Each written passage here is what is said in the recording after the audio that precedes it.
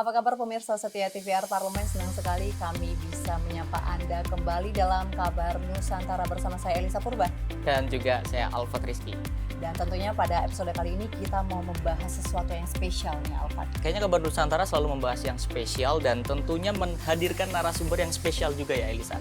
Ini lebih spesial. Lebih spesial lagi? Iya, karena kali ini kita mau bahas soal program yang dibawa oleh DPR RI, yaitu program Parlemen Remaja. Apa itu Parlemen Remaja? Ini udah diadakan setiap tahun nih, dan tahun 2026 ini akan diadakan kembali. Jadi kita sebagai masyarakat, khususnya generasi muda, apalagi para pelajar, bisa merasakan langsung nih Alfat, simulasi menjadi anggota DPR RI di dalam gedung DPR.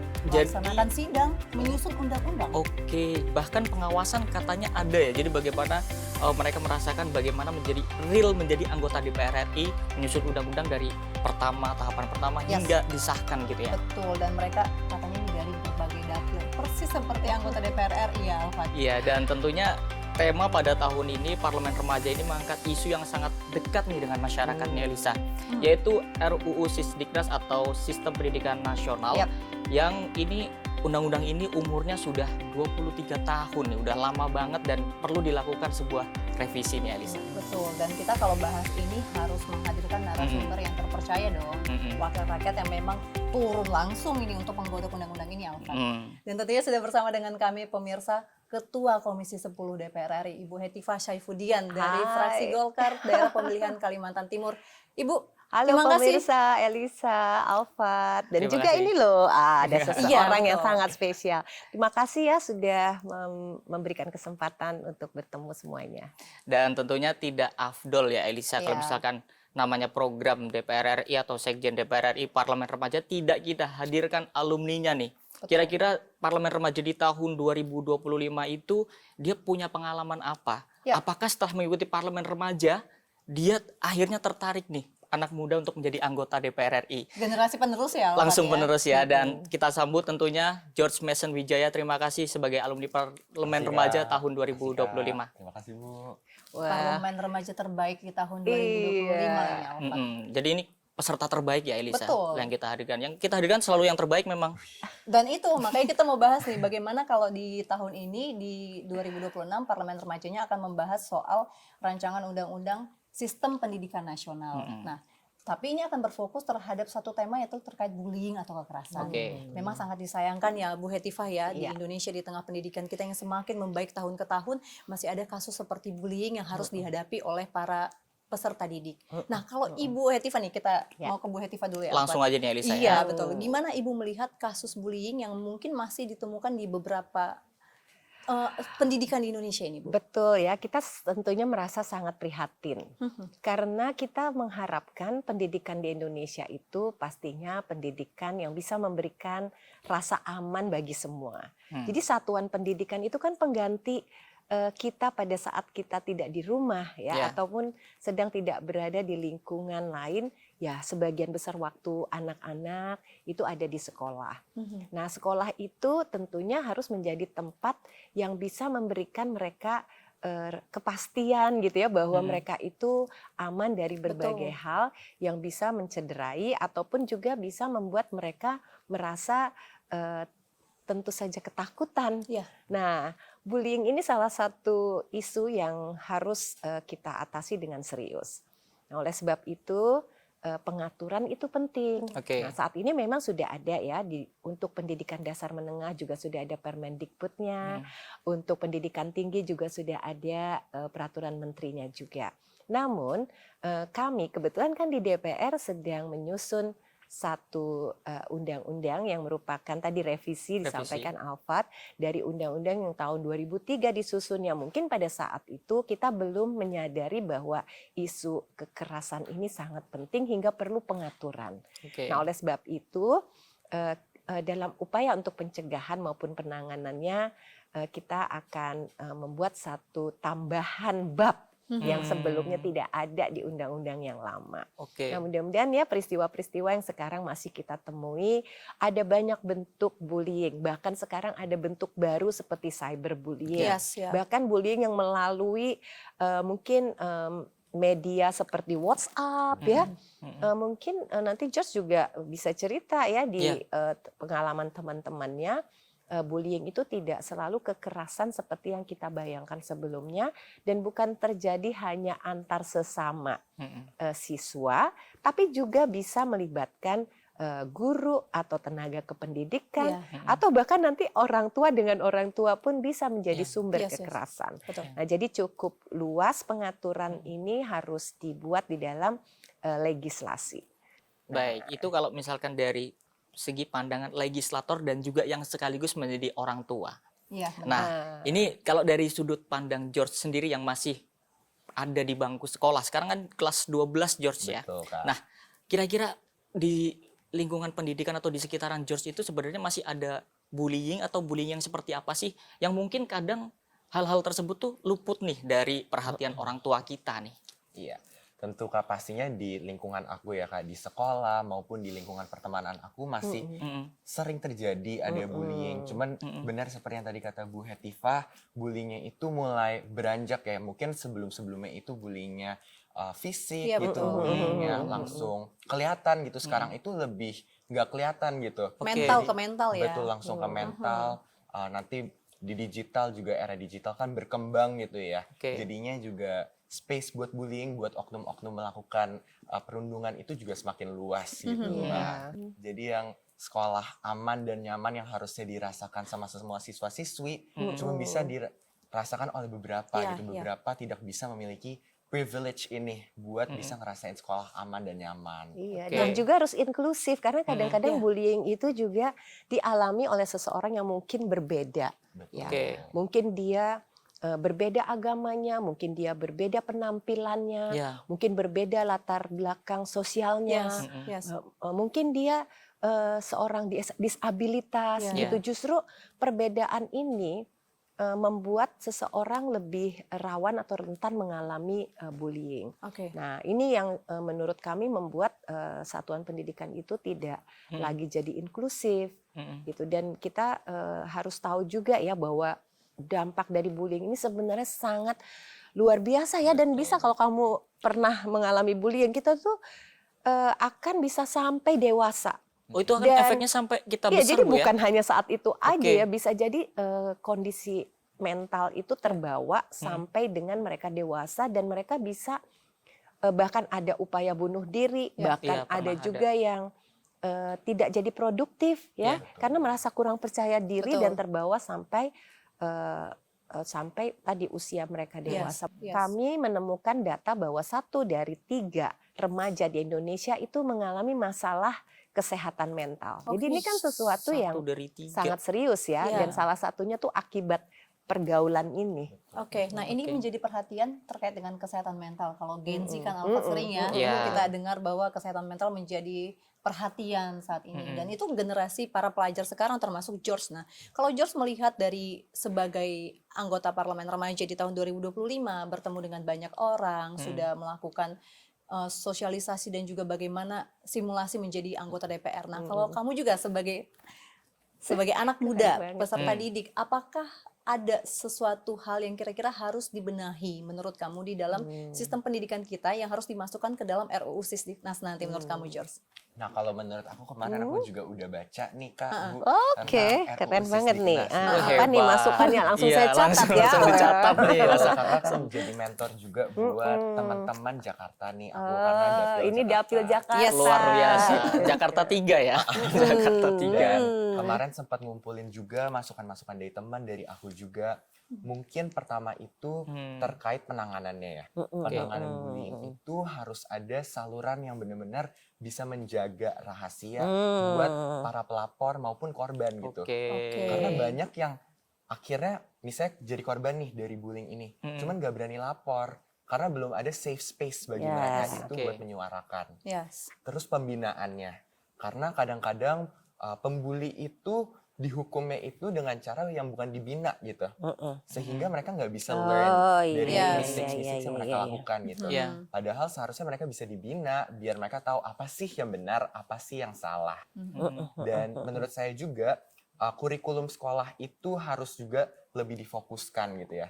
Harus ada pemekaannya terhadap Iya. bullying gitu. Jadi indikasi sekolah yang sukses itu juga dinilai dari seberapa aman, seberapa nyaman, dan seberapa peserta didik itu bisa berkembang secara psikologisnya Betul, gitu. betul. Ini hebat sekali ya. Jadi sebelum bagus ke sekali sini nih. ternyata George ini sudah mengumpulkan aspirasi Bu Iya. dari Betul. generasinya Ini cocok Bu. nih jadi Dari anggota DPR generasinya. yang Amin, serius Bu. nih. Harus Semoga Bu ya begitu. nextnya Bu ya. Iya. Berarti ini sudah menjalankan bagaimana fungsi dari DPR Fungsi. untuk menyerap aspirasi Untuk masyarakat. mensosialisasikan juga kan. Ternyata udah Sebagai langsung representasi daerahnya, wah. udah langsung praktek. Nah, Bu, tadi ada yang menarik dari aspirasi George. Ini kan rata-rata kalau membuat undang-undang, mungkin banyak yang rapat di sini. Ini kebetulan Iya. ruang rapat, Bu ya. Iya. Itu mungkin orang-orang dewasanya seperti itu, atau misalkan ahli-ahli seperti itu, Akademisi pengamat gitu pendidikan, ya. akademisi dan sebagainya. Nah, ini ada aspirasi langsung dari seorang siswa. Apakah Ibu setuju dengan yang tadi George sampaikan itu, Bu? Wah, saya terinspirasi ya. Karena DPR ini kan ketika membuat suatu aturan itu tentunya wajib melibatkan partisipasi. Oke. Publik Nah, ya. sekarang kadang-kadang kalau kita itu ingin melibatkan publik untuk partisipasi, kita hanya berpikir kepada expert siapa di Itu bidang ahlinya. ini. Terus organisasi yang mungkin kuat atau sering tampil di media. Ya. Mungkin juga tokoh-tokoh yang kita anggap memiliki pengalaman atau bisa ditanya. Misalnya oke lah ada dosen, guru Yes. gitu kan. Tapi kadang ada kelompok-kelompok yang sering kita nih abaikan gitu. Kenapa kok pelajar jarang sekali ya kita undang ke sini ya? Iya. Betul. Gitu. Saya pikir-pikir padahal mereka yang paling merasakan sehari-hari di dalam proses belajar mengajar itu seperti apa hal yang paling mereka keluhkan, kan mereka yang paling tahu. Dan pas di eranya, Bu. Nah, yang selama ini biasa kita undang mungkin asosiasi gurunya Iya. gitu. Bahkan orang tua pun jarang. Orang tua mungkin kita anggap jadi kurang terorganisir, kita bingung mengundang orang tua siapa ya representasi perwakilan orang tua. Iya. Nah, terus siapa yang bisa menjadi perwakilan dari pelajar? Dan mereka juga biasanya pelajar kan jarang ya mengajukan surat ingin audiensi gitu. Iya. Jadi kita jadi sering Iya. diabaikan Iya. gitu. Mungkin ini nanti saya akan beri kesempatan lah Betul. seluas-luasnya kalau perlu nanti kami undang ya bukan saja teman-teman yang ikut parlemen remaja yang memang membahas hal ini, tapi juga pelajar-pelajar. Mungkin dari dapilnya George nanti bisa datang ke sini ya Iya. mengemukakan walaupun tadi sudah diresumekan. Saya setuju. Pertama memang perlu ada channeling. Saluran kalau orang memiliki satu keluhan, dia sudah merasakan satu masalah nih. Iya. Kadang kan dia bingung. Kalau guru-guru BK itu sekarang banyak yang dianggap justru agak dalam tanda kutip menakutkan gitu. Iya. Karena guru BK itu tugasnya negur-negur kalau anak salah. Padahal justru guru BK ini nanti diharapkan tuh menjadi teman setiap orang yang merasakan problematika apapun dia bisa cerita. Nanti ini kita sedang training nih guru-guru, bukan hanya guru BK tapi wali kelas, guru-guru mengerti hal ke-BK-an. Supaya ketika mereka di kelasnya, walaupun dia bukan guru BK ya, terus melihat ada indikasi misalnya seorang anak kok kelihatan lebih pendiam ya gitu. Terus Terus peka dengan kayak kelihatan gitu, Bu berbeda, ya. jadi lebih peka Iya. dan lebih bisa responsif, tidak hanya reaktif kalau udah ada masalah, misalnya ada pertengkaran atau mungkin ada bullying yang terbuka gitu, Betul. baru diatasi. Nah harusnya ini bisa dicegah. Betul. Orang tua juga mungkin perlu ya ilmu-ilmu ke orang tuaan, jadi kayak parenting, supaya dia juga kadang-kadang dia tuh justru memperberat masalah anak gitu. Padahal kan anak harusnya yang pertama tempat dia mengeluh kalau di sekolah dia mengalami bullying, seharusnya pada orang terdekatnya yaitu orang tua. Nah jadi kita berharap nanti di sekolah itu disertai gitu ya dengan tempat-tempat yang aman tadi, termasuk infrastrukturnya loh. Iya. Saya tuh sering lihat ya ada sekolah itu kalau saya cek gitu, toiletnya tuh ada di belakang, gelap, jauh.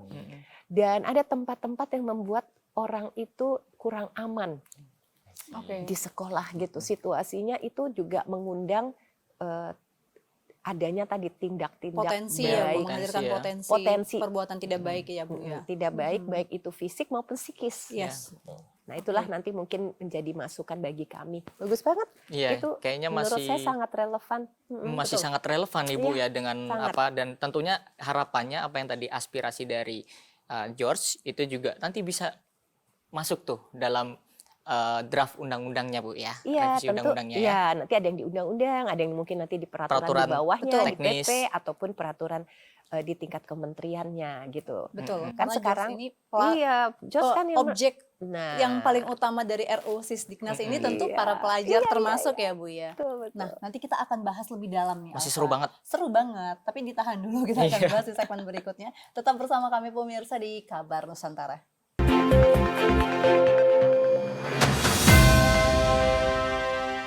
Terima kasih pemirsa, Anda masih bersama program Kabar Nusantara. Dan Elisa, tadi ada cukup yang membanggakan ya, bahwa program Kabar Nusantara bisa menginspirasi seorang anggota DPR RI, apalagi ini Ketua Komisi 10 DPR RI. Dan yang paling menariknya langsung dari anggota Parlemen Remaja tahun lalu nih. Dan Alfa. Betul. ini ada yang menarik juga, akan mungkin menjadi harapan banyak orang tua dan sebagainya, yang tentunya juga pelajar sendiri, bahwa tadi ngobrol-ngobrol sama Ibu Hetifah bahwa nantinya akan ada bab khusus Bu ya, yang di RUU Sisdiknas ini yang mengatur terkait dengan perundungan atau bullying.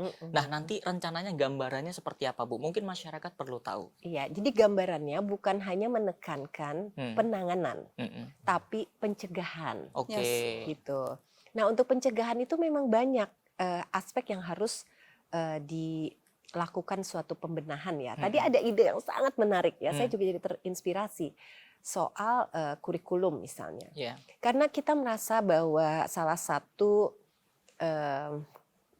hal yang menyebabkan bullying itu terjadi pada seseorang juga karena kita seringkali tidak mengajarkan kepada anak-anak untuk bersikap asertif. Maksudnya gini, khususnya anak perempuan ya. Kalau dia mengalami sesuatu atau dia misalnya disuruh-suruh melakukan sesuatu yang menurut dia tidak pantas atau apa, mau mengatakan tidak tuh susah gitu. Yeah. Jadi kalau kita punya sikap asertif, kita tuh bisa tegas. Gitu. Misalnya ini, oh ini yang nyuruh guru, tapi nyuruhnya itu hal-hal yang tidak pantas, pelecehan, ya. Itu kan seharusnya kita bisa melawan gitu. Pokoknya tidak gitu. Atau kita segera melakukan tindakan apa. Nah, itu tuh tidak diajarkan karena yang kita tahu itu kita harus selalu hormat dan tekun dan nurut gitu ya.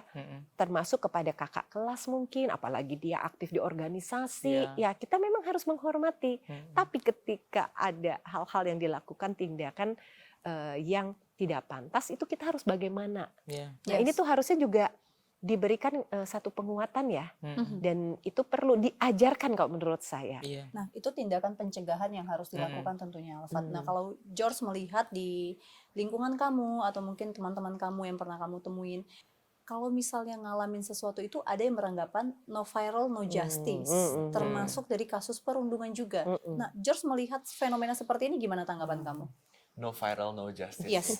Pastinya ini juga terefleksi karena pastinya program-program yang dijalankan dan perlindungan mereka itu gimana, sehingga mereka banyak yang beranggapan bahwa kalau misalnya nggak viral nggak bakal dituntaskan, Nggak gitu. diusut gitu ya.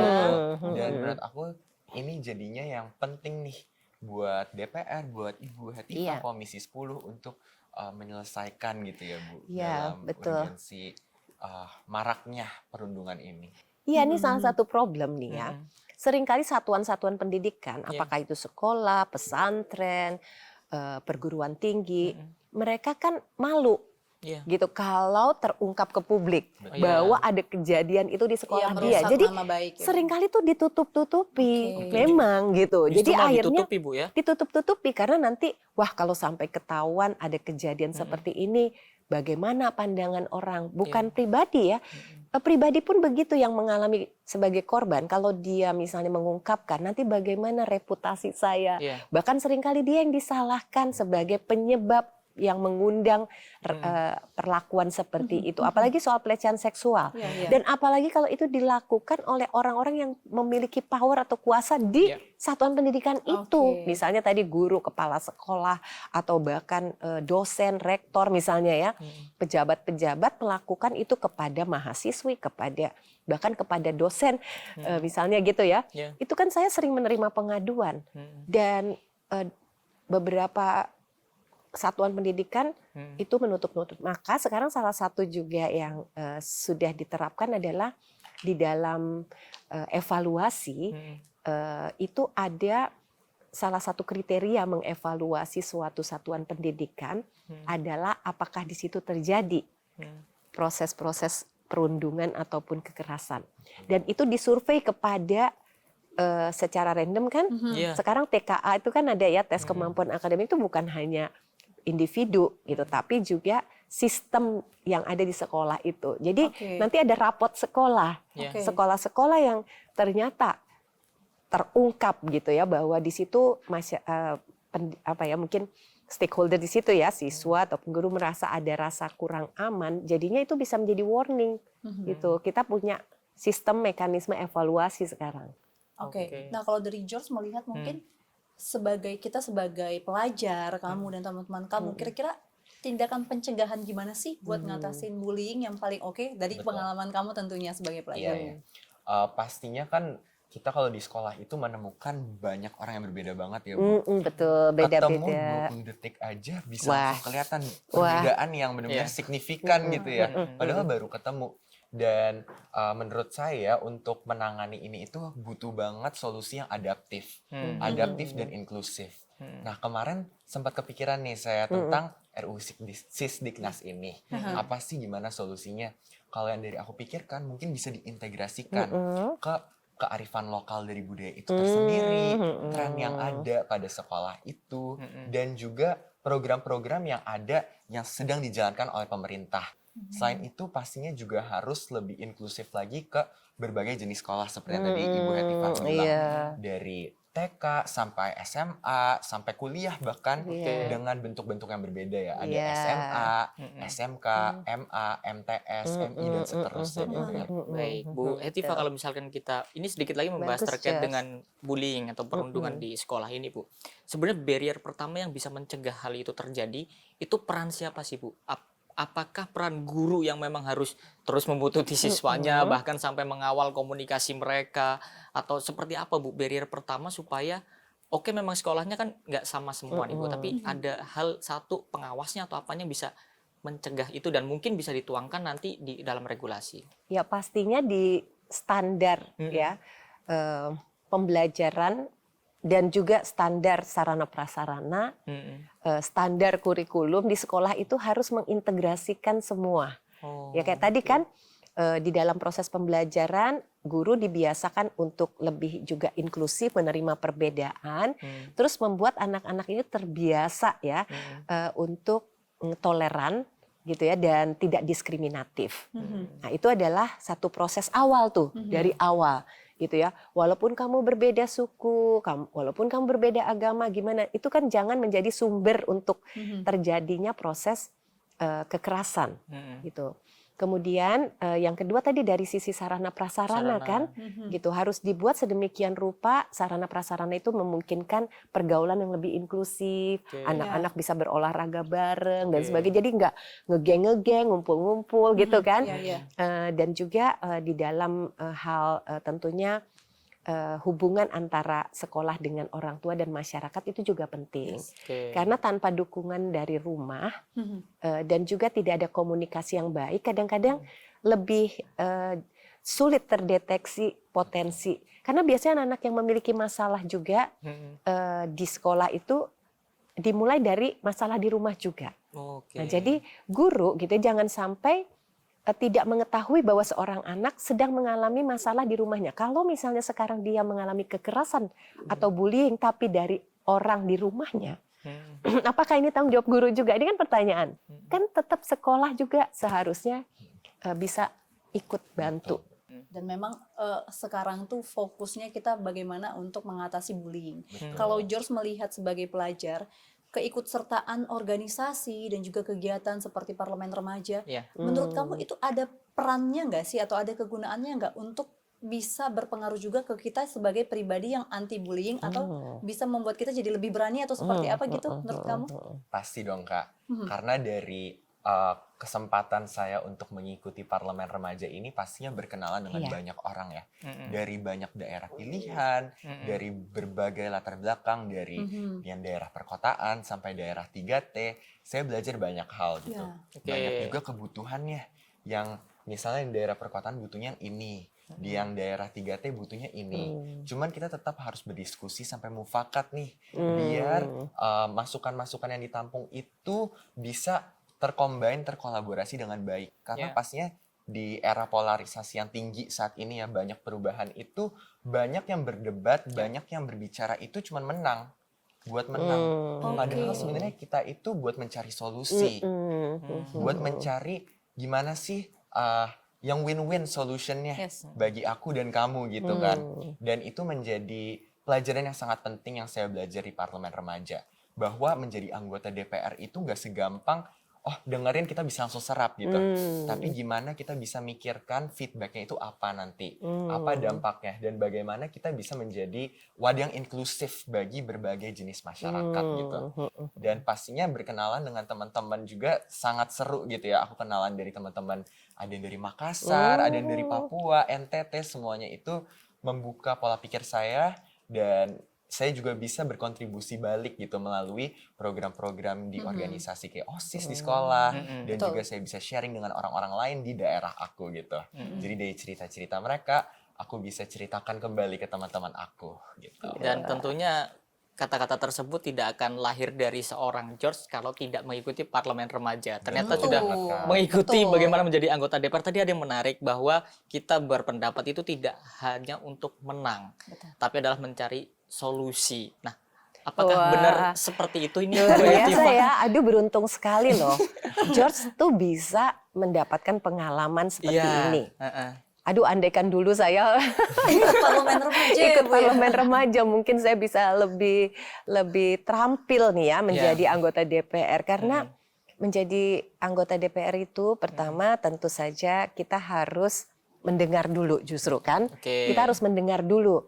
Ada apa masalah apa hal yang paling dikeluhkan, yang kira-kira nanti kemudian kita harus bisa merumuskan bagaimana solusinya. Tapi untuk mencari suatu solusi itu kan nggak mudah ya, karena pertama kita punya banyak keterbatasan. Termasuk solusi bullying yang lagi dibahas gitu kan, kita banyak keterbatasan macam-macam ya. Misalnya tadi, untuk membuat semua sekolah secara sarprasnya aman, berarti kita harus melakukan revitalisasi seperti ini. Untuk membuat semua gurunya paham terkait isu ini perlu pelatihan tadi misalnya kebekaan untuk semua guru. Untuk membuat semua orang tua juga bisa berkontribusi dan memahami atau ikut mencegah, berarti juga harus ada pendidikan non formal untuk keorangtuaan, gitu ya.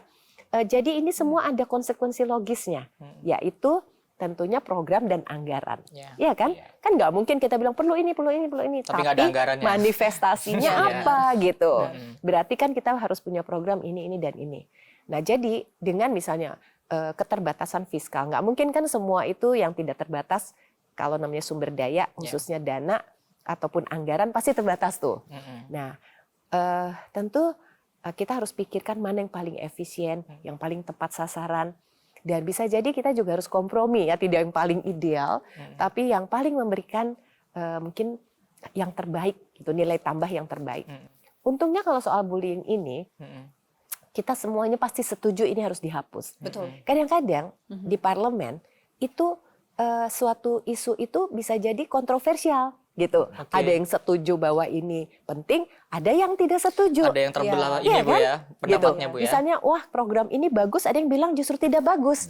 Nah itu paling sulit itu, karena kita nanti di situ harus menggunakan satu proses yang demokratis, mengambil satu keputusan. Mungkin ada yang bilang A, ada yang bilang B, akhirnya jadinya A aksen misalnya. Itu tuh tidak mudah, gitu. Dan kita perlu nanti menanyakan kepada berbagai tentu saja perwakilan dari berbagai komunitas ya yang mempunyai pendapat atau persepsi yang berbeda-beda. Gitu. Kalau untuk bullying ini, saya sejauh ini hampir semua setuju memang itu jelek gitu. Maksudnya sesuatu semua sepakat. Jadi persoalannya hanya bagaimana merumuskan cara terbaik untuk mencegah maupun juga tadi menghapuskannya. Yes. Nah, tapi George ya itu jadi belajar yang namanya berdebat juga kan. Yes, Berdebat betul. itu kan berarti kita berbeda pendapat tapi harus cukup ibaratnya tuh deliberatif lah. Nggak apa-apa kamu beda sama saya. Yeah. Tapi yang penting apa argumennya? Kalau setuju argumennya apa? Kalau nggak setuju argumennya apa? Ada dasarnya, Mungkin yang Bu, ya. tadinya nggak setuju jadi akhirnya ikut jadi setuju atau jadi ikut berubah pikiran itu juga oke gitu. Nah, itu yang paling sulit itu manakala kita memutuskan sesuatu yang tadi kontroversial. Tapi itu harus kita hadapi. Oke, dan kayaknya ini masih menarik terkait dengan apa tadi George sebagai apa ya yang sudah melakukan simulasi sebagai anggota DPR dan juga langsung anggota Pasti ya, DPR-nya gitu ya. ternyata sinkron nih Elisa. Kolaborasi menarik ini. Iya, kolaborasi menarik ya narasumber kita kali Kayaknya ini. harus ya. dilanjutkan nih, nggak boleh sampai di sini. Betul, Ibu. Iya, dan apakah George ke depan ingin menjadi anggota DPR seperti Ibu Hetifah ini? Tentunya jangan kemana-mana pemirsa, tetaplah bersama kami dalam program Kabar Nusantara.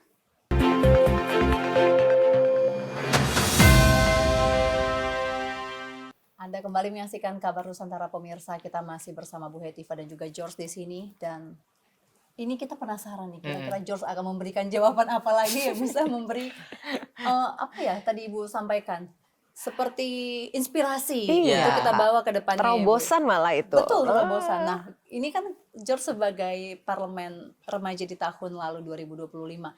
Dari pengalaman kamu mengikuti sidang, bertemu dengan banyak anggota DPR dari berbagai daerah pemilihan. Nah, kira-kira bagaimana kamu melihat pentingnya proses ini semuanya dalam menyusun suatu keputusan, bahkan juga undang-undang, termasuk untuk RUU Sisdiknas saat ini? Menurut saya pastinya penting banget nih semua proses yang dijalankan, semua proses legislatif ya, terutama kemarin juga belajar di parlemen remaja gitu, Ya. bahwa membuat sebuah produk legislasi itu bukan sekedar oh kita diskusi-diskusi aja terus menghasilkan sebuah produk. Awalnya saya pikir begitu. Ternyata gimana? Ternyata setelah mengikuti parlemen remaja sebenarnya prosesnya kompleks dan komprehensif gitu. Oke. Dibuat sedemikian rupa agar bisa menjadi sebuah produk yang inklusif bagi semua orang gitu. Jadi saya belajar bahwa kita itu harus bisa menguji dulu produknya secara sains dan juga dengan masyarakat-masyarakat di sekitar, Oke. dengan objek dari produk tersebut.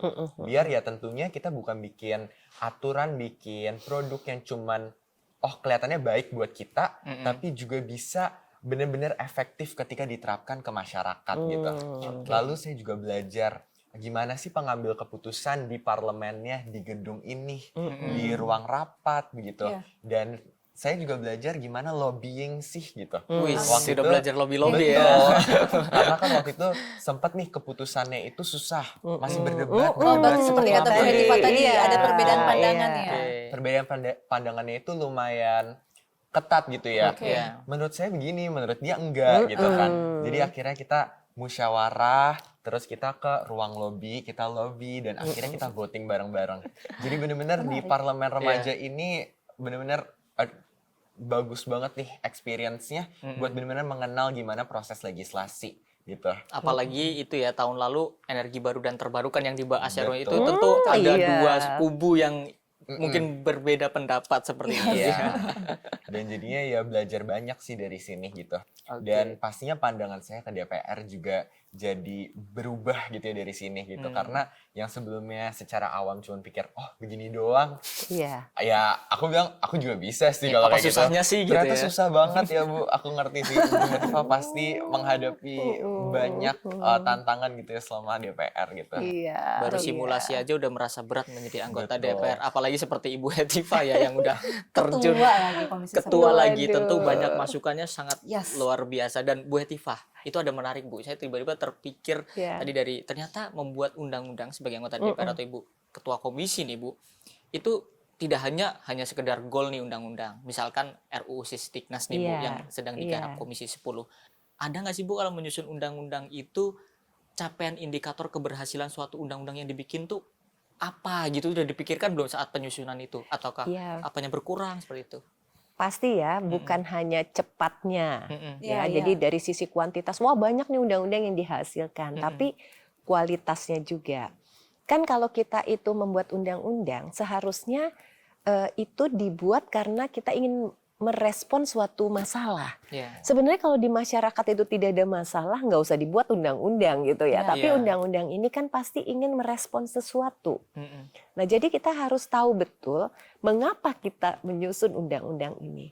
Kalau ini revisi, ya seperti undang-undang Sisdiknas, berarti harus jelas dulu kelemahan dari undang-undang sebelumnya tuh apa, sehingga kita perlu mengubah. Kalau memang masih bagus, ya nggak usah gitu. Nah, ini sangat penting. Gitu ya, hal-hal apa yang ingin kita capai dari penyusunan suatu aturan. Jadi kita nanti ada guide-nya gitu. Guide kita, tujuan kita tuh mau ini loh. Misalnya sekarang karena adanya perubahan di dalam teknologi. Itu kan dulu kita waktu tahun 2003 nggak kebayang dong pembelajaran bisa jarak jauh atau misalnya perlu digitalisasi dalam pembelajaran sehingga kemudian standar sarana prasarana harusnya tuh bukan cuma gedung-gedung tapi bagaimana misalnya koneksi internetnya dan sebagainya gitu kan. Kan harus jadi ada adaptasi, standarnya berubah gitu. Termasuk tadi ya bullying ini satu bab loh dari kita tadinya 15 atau 16 bab ini ada satu bab khusus. Ini menurut saya kan penting karena isu ini menjadi kesadaran bersama gitu. Perlu kita antisipasi dan tadi kita cegah. Nah, tapi juga banyak pengaturan-pengaturan yang sebelumnya mungkin sudah ada ya soal guru dan dosen atau soal wajib belajar yang dulu kita anggap 9 tahun cukup, sekarang kita nggak cukup, mau kita tingkatkan jadi 13 tahun. Kalau 13 tahun itu melibatkan 1 tahun di bawah sekolah ya berarti ada PAUD atau TK-nya, itu menjadi wajib, wah berarti kan ada konsekuensi. Ya, bagaimana guru-gurunya, bagaimana keberadaan PAUD-nya, bagaimana kurikulumnya dan sebagainya. Jadi setiap pengaturan itu harus hati-hati dan cermat supaya kita yakin kalau kita buat undang-undang ini bisa dilaksanakan. Jadi jangan kita bikin undang-undang, waktu implementasinya nggak bisa diimplementasikan. Ada banyak alasan ya, nggak bisa diimplementasikan. Antara lain kita nggak punya dana. Ya, jadi harus dipastikan ketika kita mengatur, nanti ada pengawasan juga kan, bahwa ini tuh dilaksanakan. Tapi waktu dibuat juga aturan itu, sudah dipikirkan ini rasional atau tidak gitu, realistis atau tidak gitu. Jadi tidak ideal sekali tapi praktiknya tidak mungkin dilaksanakan. Nah, itu yang membuat satu undang-undang bisa jadi membutuhkan konsultasi publik yang panjang. Sekarang aja kita udah lebih dari 150 lembaga yang kita tanya, kita libatkan, terus kita juga kunjungan ke berbagai daerah. Karena tiap daerah juga beda-beda loh aspirasinya. Nah, jadi nanti di dalam RUU Sisdiknas ini, ya mudah-mudahan akan banyak kebaruan-kebaruan yang sebelumnya tuh tidak terpikir bahwa itu penting, sekarang penting. Oke, dan kalau misalkan melihat rumitnya nih George, tadi saya mendengarkan Ibu Hetifah aja kayaknya menyusun satu undang-undang aja itu sangat rumit. Tadi ternyata harus memikirkan anggarannya atau ada enggak. Kalau misalkan undang-undang udah jadi, kalau misalkan nggak ada anggarannya berarti nggak bisa dilaksanakan, melanggar undang-undang dong. Iya benar. Iya, kan? nanti bisa undang-undang. Kalau itu pengaturannya juga dianggap tidak bersesuaian dengan undang-undang dasar atau konstitusi, ini juga berpotensi bisa ada judicial review ke Mahkamah Konstitusi. Lah berarti kita bikin undang-undang tapi kok nggak jalan dengan konstitusi. Nah, itu harus dihindari. Maka nanti perlu proses harmonisasi, juga perlu memastikan gitu bahwa yang kita atur itu tidak bertentangan dengan undang-undang dasar. Bagaimana nih melihat rumitnya tadi membuat satu regulasi, satu undang-undang aja? Apakah di generasi Gen Z ya menjadi seperti Ibu Hetifah ini menjadi sesuatu yang menarik di tengah misalkan dia mengejar karir sebagai apa dan sebagainya, atau kok menjadi isu-isu publik lah yang berhubungan dengan hajat hidup orang banyak itu, mereka masih peka nggak sih dengan isu-isu seperti itu? Pastinya peka ya, karena kita bisa lihat juga di Parlemen Remaja 2026 ini excitement-nya dari teman-teman, luar biasa ya. Siswa-siswi luar biasa banget gitu. Karena pasti lihat sosok-sosok yang hebat yang ada di DPR kayak Bu Hetifah nih yang merancang banyak program tapi secara inklusif gitu. Karena itu merupakan hal yang susah ya pastinya, dan ya keren banget lah pokoknya lihat Ibu Hetifah bisa merancang sebuah program yang inklusif gitu, bisa menjadi ketua komisi dari 10 yang pastinya nggak mudah gitu ya. Dan seorang perempuan, jangan lupa. Betul. George. Justru aku yang bangga banget dan seneng ya masa ikut tergerak ya untuk memperbanyak orang-orang seperti George ini. Nah, kita tanyakan dulu nih, Bu.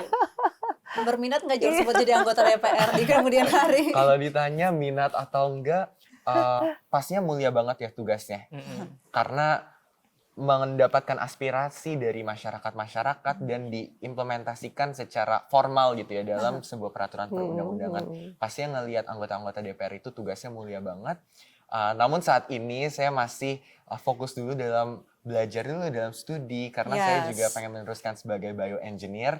Nah, nanti kelak satu hari masa depan emang terbuka pintu untuk menjadi DPR dan juga diberikan kesempatan dan masyarakat benar-benar butuhkan.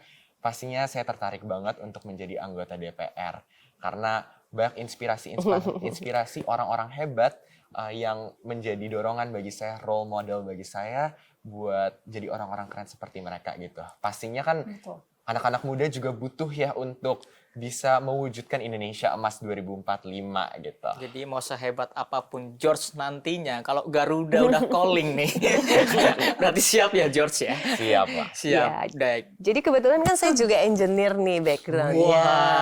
Pas lagi nih Elisa. Jadi awalnya juga nggak kepikir juga untuk menjadi anggota DPR. Gitu. Tetapi ada saat-saat di mana kita merasa bahwa sesuatu yang kita perbuat itu dampaknya bisa untuk orang banyak. Gitu. Memang akan merasa kita puas jika kita tuh berhasil membuat suatu keputusan yang ternyata keputusan itu menolong banyak orang. Nah, tapi memang itu tidak mudah sih. Saya juga merasa bahwa sampai hari ini pun saya terus belajar ya untuk menjadi anggota DPR yang baik gitu, yang bisa memenuhi harapan. Nah, tapi saya yakin dengan parlemen remaja ini dan juga saya mendengar antusiasmenya terus bertambah ya sampai belasan ribu dan cuma tahun lalu kan 140. Untungnya di tahun ini Ibu Ketua DPR bisa mengizinkan naik jadi 200 orang. Alhamdulillah udah lebih banyak ya pesertanya. Dan nanti tentu saja lebih banyak anak-anak Indonesia yang bisa merasakan satu pengalaman tersendiri yang syukur-syukur itu menginspirasi profesi mereka nanti apapun gitu ya, bisa langsung di politik ataupun juga tadi sebagai seorang profesional ataupun juga profesi lainnya, tetap pengalaman untuk berdemokrasi, pengalaman mengambil keputusan, berkomunikasi secara terbuka dan mengambil keputusan itu kayaknya memang dibutuhkan gitu untuk anak-anak muda kita sekarang yang akan pasti jadi pemimpin. Aku yakin gitu ya dimanapun nanti George berada, ilmu yang didapat sebagai parlemen remaja itu akan sangat bermanfaat. Gitu. Nah, Ibu Hetifah kalau misalkan melihat peran generasi muda saat ini, tadi ternyata George dan lainnya angkatan parlemen remaja bahkan di 2026 ini menunjukkan masih banyak sekali yang ingin terlibat.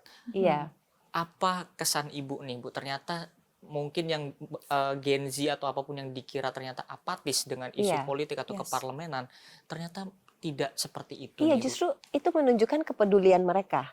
Dan tentu saja keingintahuan ya. Jadi berarti mereka tuh sebenarnya ingin tahu. Ini DPR itu mungkin kita bisa ya ada reputasi A, B yang menurut pandangan orang. Jadi ini ingin tahu secara langsung. Berarti rasa kepenasaranan itu menurut saya modal yang paling besar loh. Gitu. Jadi penasaran gitu.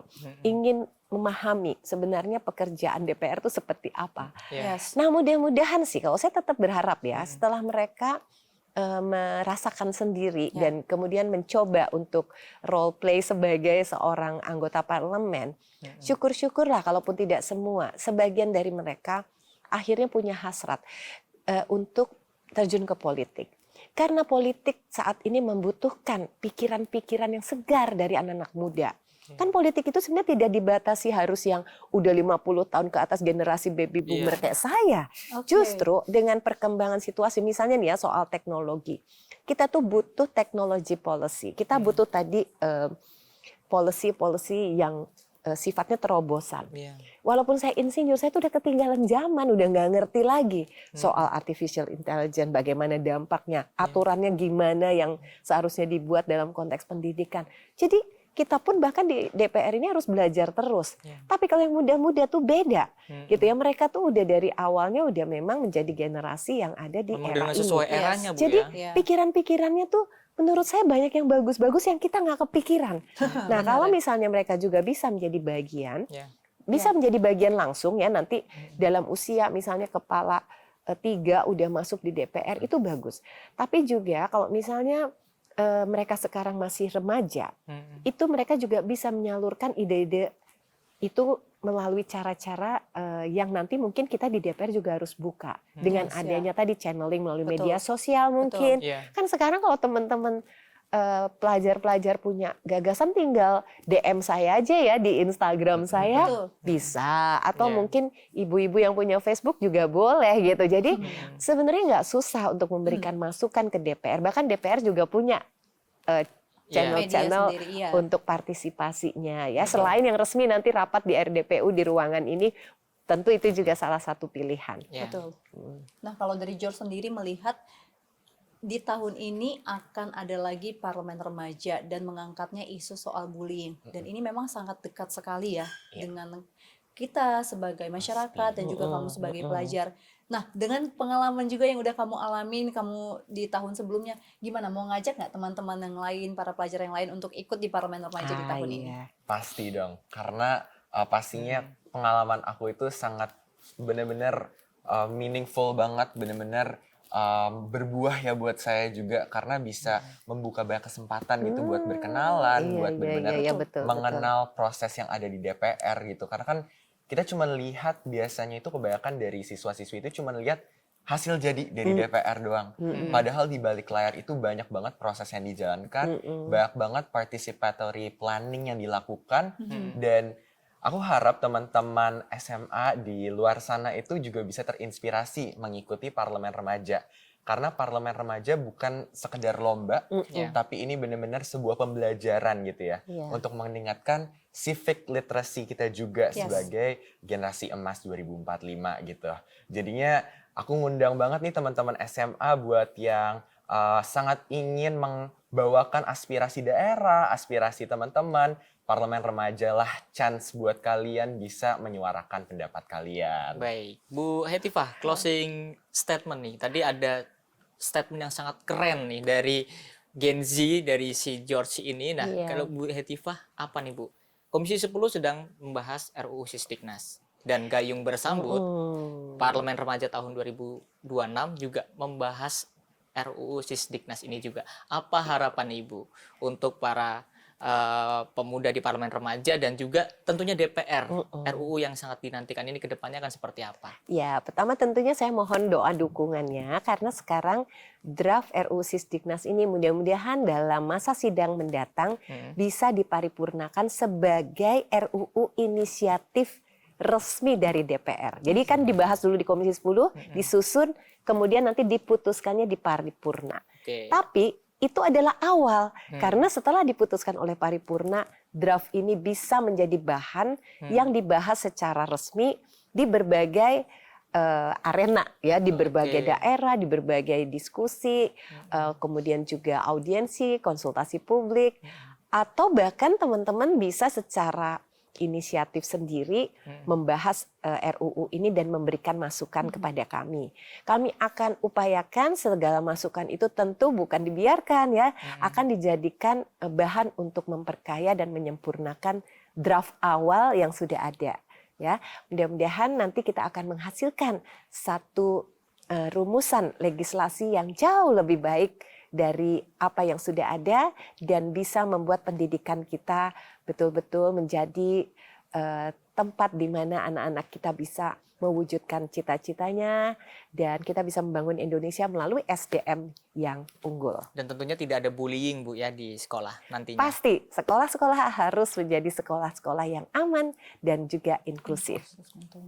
Dan ini pesannya sangat sampai ke kita sebagai masyarakat, kepada pelajar juga ya Alfat. Dan tentu kita berharap juga bahwa dengan adanya parlemen remaja di tahun 2026 mengangkat dengan RUU Sisdiknas, terutama untuk kasus bullying, makin banyak masyarakat yang peduli soal ini, yang bisa menjadi garda terdepan untuk mengantisipasi, untuk mencegah adanya kasus serupa di kemudian hari. Dan tentunya peran sebagai masyarakat dan juga kita semua ini adalah kita terus menyuarakan.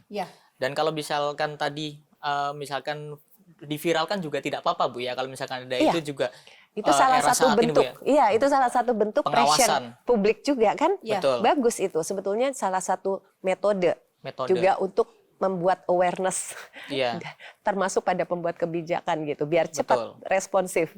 Dan tentu kita bersama mengawal bagaimana kita sama-sama berusaha untuk menghentikan bullying di sekolah, dan juga DPR juga sudah berperan atau saat ini sedang menggodok RUU Sisdiknas, dan tadi ada kabar baik akan ada bab khusus yang membahas terkait dengan perundungan atau bullying di sekolah. Pencegahan dan penanganan Betul. kekerasan. Dan tentunya Ya. untuk para pelajar yang mungkin ingin menyampaikan masukannya melalui esai dari Parlemen Remaja, ini bisa nih terkait dengan isu bullying ini juga, Alfat. Karena pemirsa, nanti untuk Anda yang mungkin saat ini masih duduk di bangku SMA, bisa untuk mendaftarkan diri mengikuti Parlemen Remaja yang akan diselenggarakan di tanggal 28 September di tahun ini hingga 3 Oktober 2026 tentunya. Atau mungkin jika Anda menyaksikan via YouTube juga dapat komen nih di bawah ini terkait dengan aspirasi apa dalam RUU Sisdiknas atau pengalaman apa, itu bisa disampaikan di komen ini supaya nanti bisa langsung mendapatkan atensi langsung dari Ibu Hetifah selaku Ketua Komisi 10 DPR RI.